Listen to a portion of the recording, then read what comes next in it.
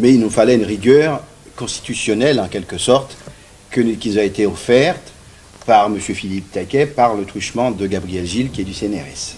Alors, Gabriel Gilles est chercheur CNRS et travaille au laboratoire de paléontologie du Muséum national d'histoire naturelle dans une équipe associée, on appelle ça, quand les chercheurs CNRS sont au muséum, ils sont associés au muséum, dans une équipe de recherche et d'études sur les formations squelettiques, qui est dirigée par Mme Debrenne et qui est une des 7 ou 8 équipes de chercheurs travaillant au laboratoire de paléontologie. Il se trouve que c'est une chance pour nous, un honneur pour moi, que je suis directeur du muséum au moment où Gabriel Gilles travaille au laboratoire de paléontologie, dont je suis le directeur par ailleurs. Une question purement technique.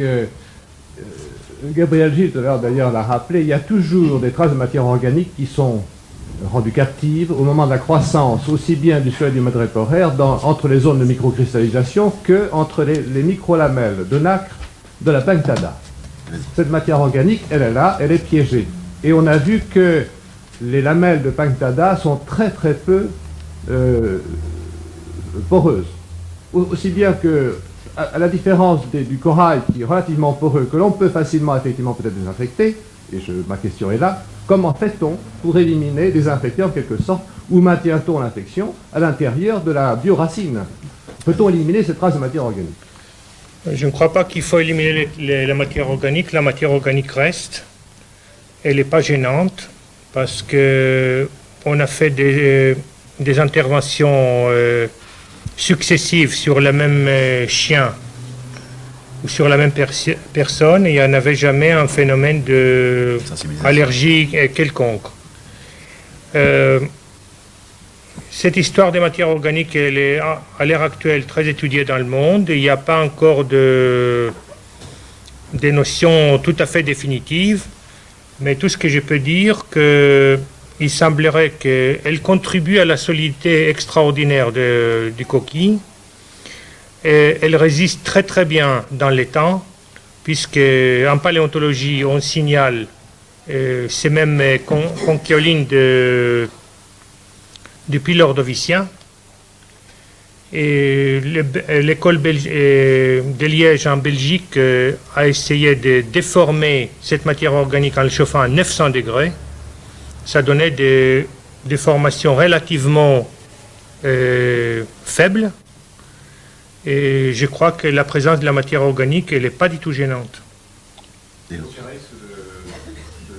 sensibilisation, de milieu sceptique. On a vu aucune signe jusqu'à maintenant de quoi que ce soit. Il faut dire que cette racine, lorsqu'elle est livrée, elle est traitée. Elle est traitée, elle est maintenue dans une solution d'hypochlorite pendant plusieurs jours. Ensuite, elle est lavée à l'eau claire pendant plusieurs jours également et stérilisée à la vapeur dans un flacon stérile dans lequel elle est maintenue avec du sérum, du chlorure de sodium. Mais compte tenu de ce qu'on a vu, là, ce sont des vues extrêmement grossies que vous avez vues, et Gabriel Gilles pourra vous le dire, puisque tu nous as dit qu'on a trouvé des fossiles de 400 millions d'années, et la matière organique est encore là. D'autre part, la porosité, c'est une porosité de surface, comme Gabriel Gilles vous l'a dit. On a des pores qui ont 1 ou 2 microns de diamètre, qui se terminent en entonnoir. Il n'y a pas de correspondance entre les pores. Et de toute façon, ça ne nous gêne pas du tout qu'il y ait une microporosité. C'est un implant, je vous le rappelle, un implant bioactif. Madame Lopez, tout à l'heure, a fait allusion au comportement de l'os avec la surface de l'implant, qui est un comportement tout à fait harmonieux. Punctada, Margariti. C'est un mollusque de la région Indo-Pacifique. Ça peut être de beaucoup d'endroits.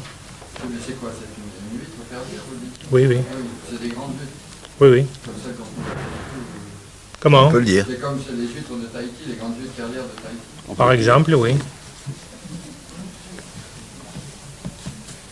Vous avez parlé de l'ADF, je pourrais préciser aux personnes qui ne sont pas professionnelles qu'il s'agit du Congrès international de l'Association dentaire française qui a lieu au Palais des Congrès fin novembre. Mais il l'a dit. Merci. Voilà. Plus de questions? Dans votre nom à tous, permettez-moi de remercier les trois auteurs de cette magnifique découverte qui est sûrement appelée à beaucoup d'applications.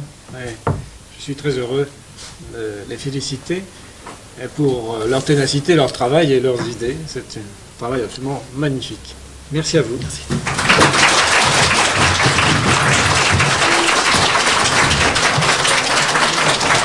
Oui, vous avez là des vues d'une intervention.